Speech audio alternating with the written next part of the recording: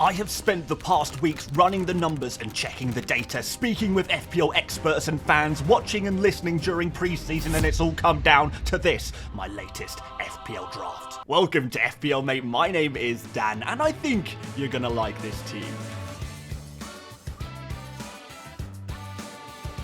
Okay, so I thought it was about time I updated you on my latest FPL draft because I'm really happy with how it's coming along so far. Obviously, we're taking a lot of information over the past few weeks and things are going to continue to develop as we approach the deadline, but we're getting a lot closer, which I'm really pleased about. So guys, this team costs 99.5 million. It's got 0.5 in the bank for potential upgrades that I'm still thinking about a little bit. We're going to be using rotating 4.5 million defenders again to a degree, but to a lesser degree than before. We've got some risk in there, but in general we've got some balance and some sensible picks as well, so hopefully it touches the best of both worlds, I suppose. And we also do plan to wildcard pretty early in game week 6, and this plan and strategy we're going to explain to you and how it might work out really quite well. Guys, if you enjoyed this one, make sure you are dropping a like, do subscribe so you don't miss a video. Let's get a player on the pitch, and it's going to be Henderson, who is going to be, for me, the best 4.5 million goalkeeper available at this point. I would say that maybe Flecken is a second place there. Palace last season were the 4th best defense last season, 10 clean sheets, which is really impressive, and they look really good in the second half of the season. Now, if Mark Gahey was to leave Crystal Palace, maybe I would reassess this a little bit, but on the information we have right now,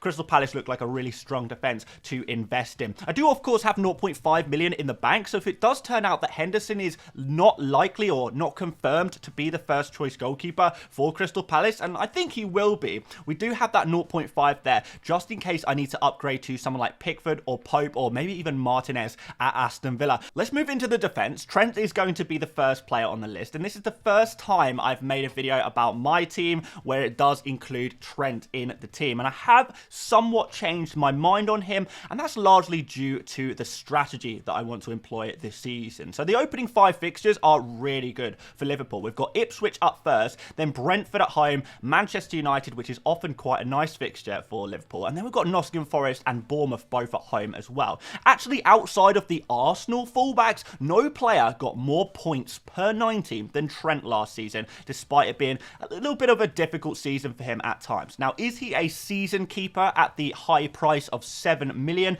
Probably not, to be honest, particularly when we do have some more difficult fixtures for Liverpool. But in the short term, he's on set pieces. He has a high shot volume, 1.96 shots per 90, which is super high for a defender. He's only actually behind a Robertson for creativity as well among defenders from last season's data. And I think he's a great punt for these early season fixtures. So we are going to be likely going for him. I want to have that Liverpool coverage. Gvardiol is the next defender I'm going for. He ended last season playing as a very advanced left back, almost a left wing. Can he continue that decent form he showed last season? Well, I hope so, because he seemed to be game breaking and actually put up some really strong numbers last season, despite the fact he was mostly playing as a centre-back and only really moved to the advanced positions late on in the season. Now, if you can pick up where he left off, he is going to be an elite FPL asset, particularly after game week 1 against the likes of Ipswich, West Ham and Brentford, where not only does he have clean sheet potential, with Man City being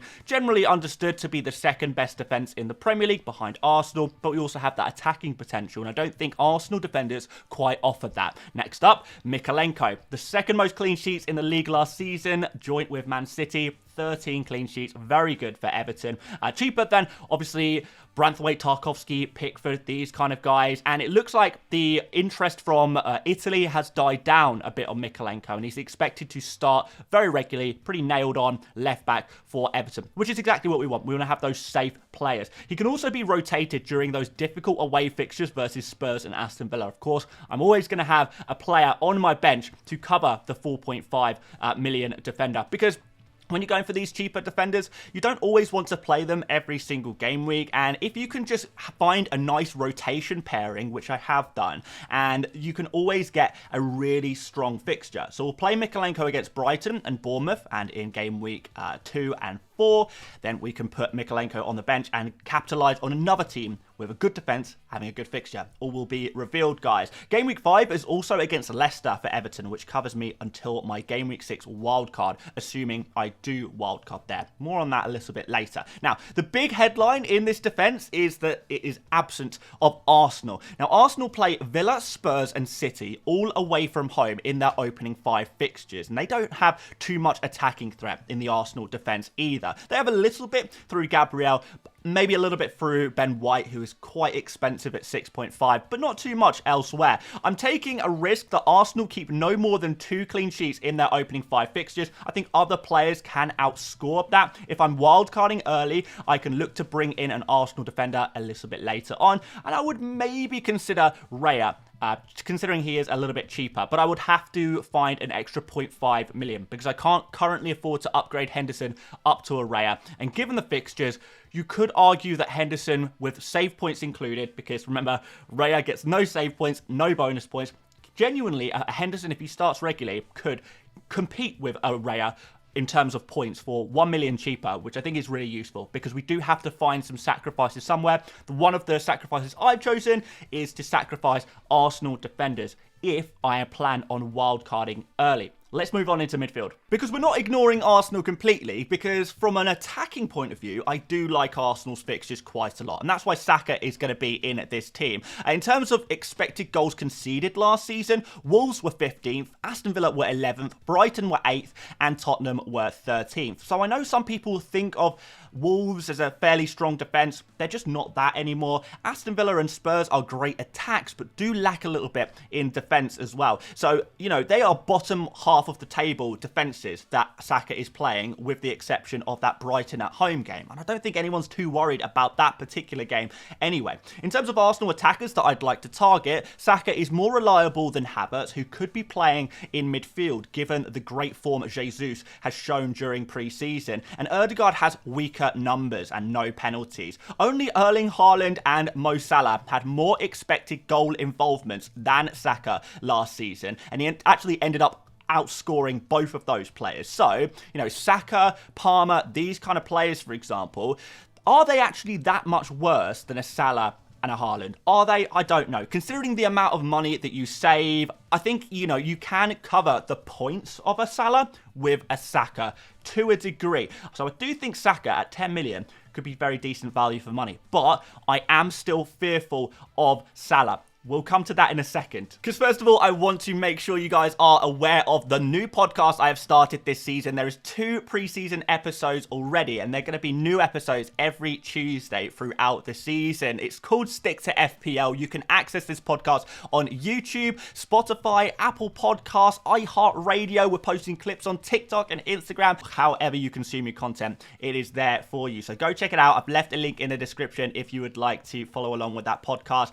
Put a lot of investment into it, and I hope you guys are going to enjoy it throughout the season. So, we do not fear Salah because we have the Portuguese Salah in our team. Diogo Jota, Salgado, maybe. I don't know. I'm trying to think of Portugal references here. Anyone can think of a better Portuguese Salah joke, then please let me know in the comments. But when Jota is available, he's a machine. Only Elise got more points per 90 than Jota last season, and you could actually argue that when fit, Jota is even better than Salah. And I know that's a big if, you know, a big when Jota is fit. But at the end of the day, right now, Jota is fit. So, you know, is he going to be able to compete with Salah for points? Well, I don't see why not. He is more clinical than Salah. He is more direct than Salah. He should play centrally whilst they wait on Darwin. So I think Jota is at least safe for game week 1 with that great opening fixture against Ipswich. And I think regardless, considering that Jota is probably Liverpool's second best attacker, under new management with new chances to shine, could he be the guy once again?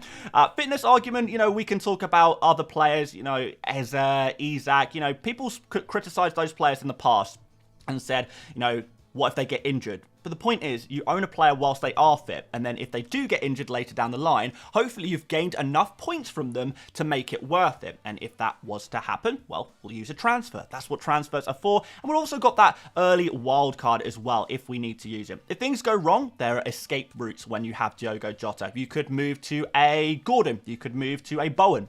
Mbermo. Plenty of 6.5 million midfielders there as well. And if you don't like the risk, Gordon is also there as an alternative. But I do think Jota is good for that great fixture against Ipswich. And if he does Jota things, then he could score enough points in that fixture alone to make him worth having for game week 1. I want Liverpool attacking cover, and I got it with Jota. Let's move on to Eberechi Eze next. 11 goals and 5 assists last season, nailed on penalties, all set pieces, talisman. Going to benefit from the bonus system, just like Saka, because these are players that not only get tackled and fouled quite a lot, which is going to give you bonus points this season, but they also take a lot of shots on target, which again is nice for bonus points for the new bonus point system.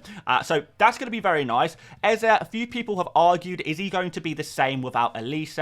There's an argument to be made there. Obviously, the start of last season, when there was no Elise, Eze did struggle a little bit. But that was also when Crystal Palace were managed by Roy Hodgson and not Glasner. So under Glasner, I think it's more difficult to assume that Eze will be bad without Elise. And it looks like Crystal Palace are making some nice signings as well to complement Eze. So I wouldn't rule them out quite yet. Our final midfielder is going to be Nkunku, potential game breaker at 6.5 million.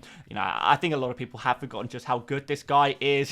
Player of the season in the Bundesliga just over a year ago. Top scorer of the Bundesliga just over a year ago. Whenever he has played for Chelsea, he has got results. And he has had limited minutes so far due to fitness concerns, but looking at the preseason, he seems to be a nailed-on guy. High praise from new manager Maresca. He is playing all of the minutes, well, not all of the minutes, but most of the minutes, 99% of the minutes in pre-season. And it seems like he is the guy for Chelsea at this moment, particularly whilst we wait for Palmer to return.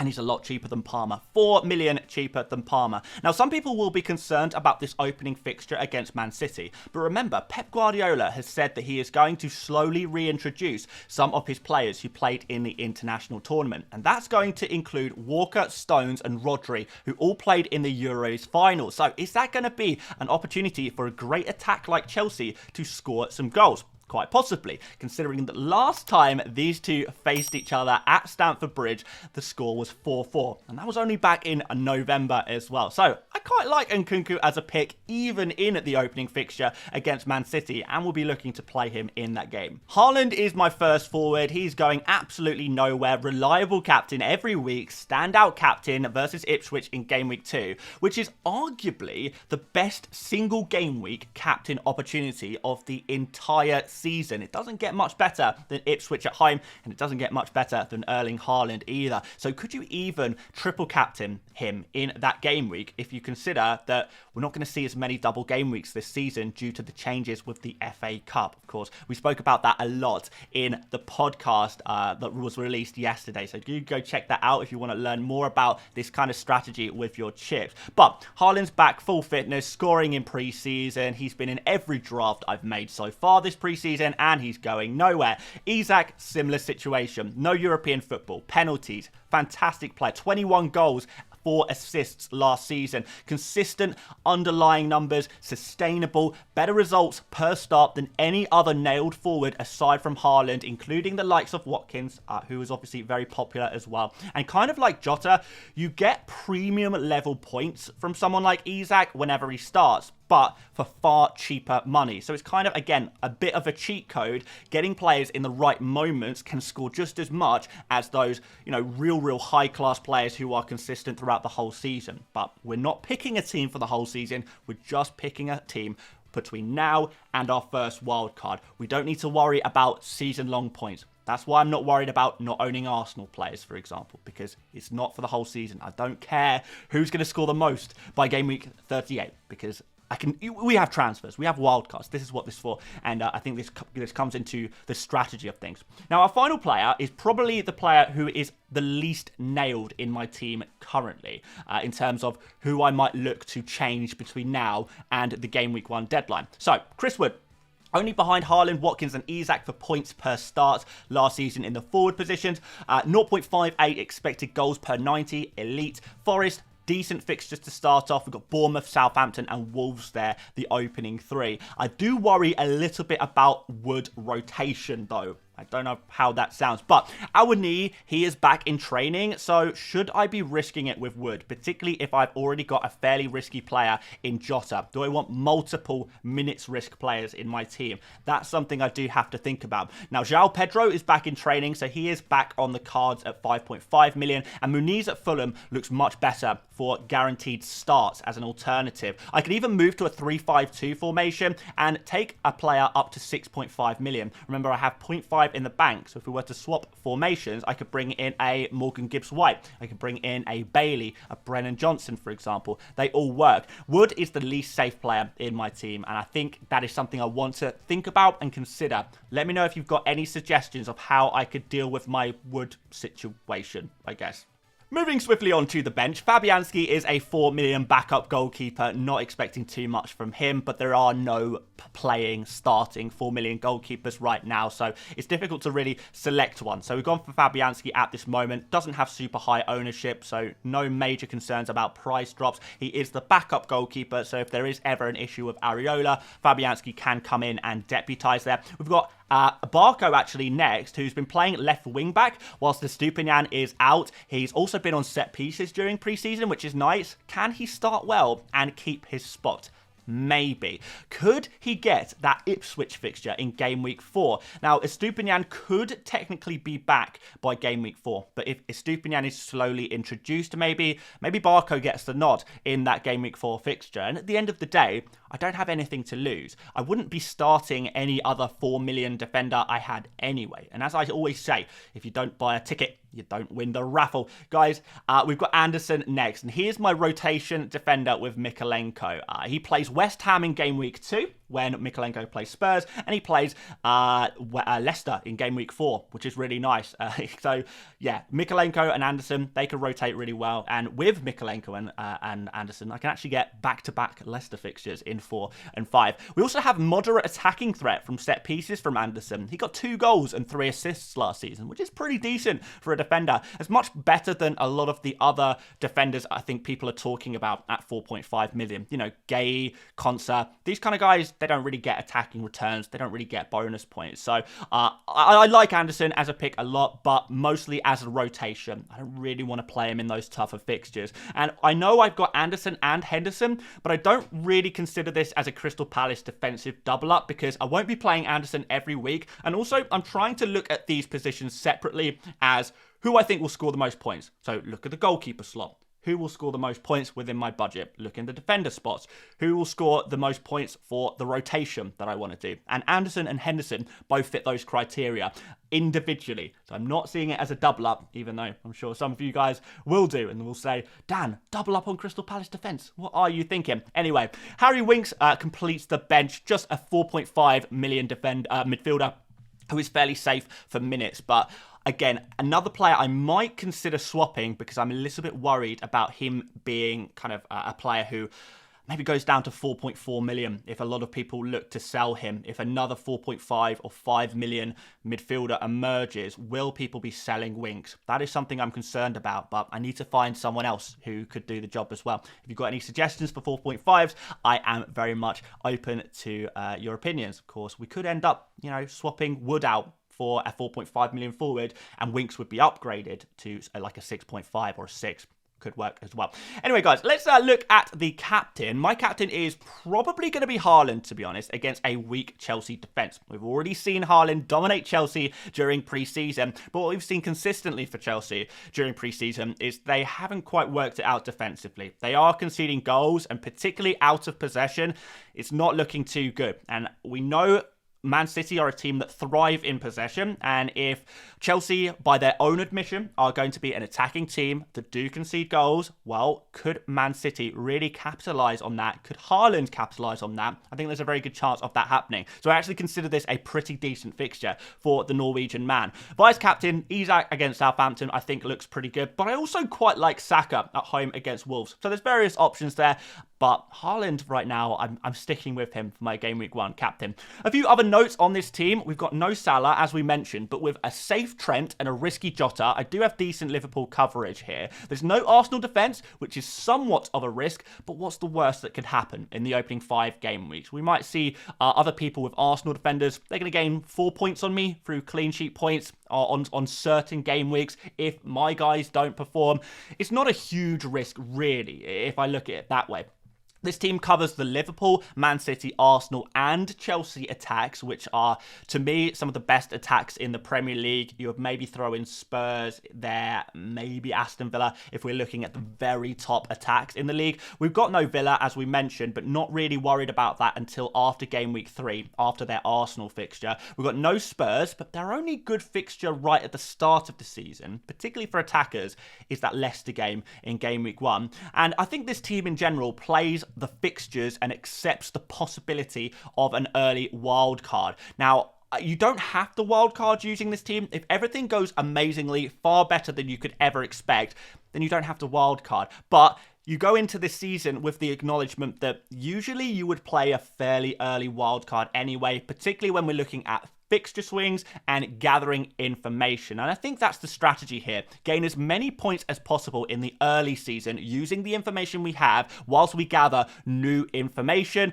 prepare to react, potentially with a wild card, potentially just with transfers. It all depends on how well it goes. But I really like this team, but we need to see, just how good it is objectively. And we're going to do this using the ultimate cheat code in FPL right now, which is the Fantasy Football Hub My Team tool. Guys, if you haven't heard of this tool, if you haven't tried this out yet, are you living under a rock? Come on, guys, get it sorted, because I have loaded up my team using this tool, and it's given me a team rating. And what this tool does is it runs all of the numbers for you, goes through some algorithms to try and predict how good your team is, how many points it will get. And it's so handy. It's like having a friend or like another manager who's really experienced help you out with if your team looks good from an objective point of view, like no bias included. My team right now has a team rating of 89%, and it's instantly kind of looked at this team and saw Diogo Jota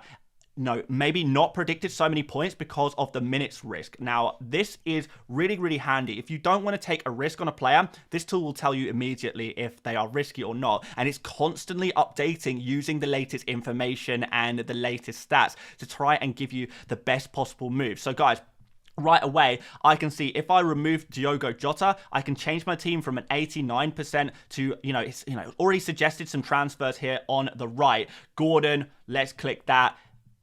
Can we make those transfers? It's taken me immediately up to a 96%. So it's shown me how I can potentially improve my team and play, a more balanced game. So it is so useful for these things, giving you those suggested transfers, and it's so easy as well. All you need to do, guys, is literally just upload a screenshot of your FPL team to this tool, and it will do the rest for you. You can optimize your team so it shows you who you should captain, who you should bench every week. It's just so handy to have that, second opinion without having to rely on other people or trying to, get a reply from a YouTuber or something like that in the DMs. You have that right away, that instant response, that instant reaction to your team. And I'm finding this tool so useful for making suggestions for my own team. For example, when I was looking through the defenders, for the goalkeepers, and I set my budget to 4.5 million to see, okay, who is most likely to get the most points for the 4.5 million goalkeepers. Henderson was suggested straight away to me. So I knew my budget, I knew what I wanted, and it told me what I should probably take on balance, and it's done all of the calculations for me. So super useful tool, guys. Definitely recommend you go check it out. It's a real nice supplement. It is super easy to use. You can get your team rated for free in around 20 seconds. That's all it takes. I've left a link at the top of the description for you guys to check it out. And guys, if you do want to subscribe to a full subscription of Fantasy Football Hub and get suggested transfers, updated news, information, their access to all of their tools for the full season, you can get 50% off your subscription right now. Or you can just do monthly, whatever, guys. 50% off right now, and if you don't win your mini league, you'll get your money back. That's how confident they are that these tools will help you out. I've been using them non-stop for 4 years. I definitely recommend you guys do exactly the same. All of the top managers are using tools like this these days, so get involved. Link at the top of the description. You will not regret it. But that's going to be it for me today. Thank you so much for watching once again, guys. Drop a like, subscribe, check out links in the description, and I will see you later, mates. Bye-bye.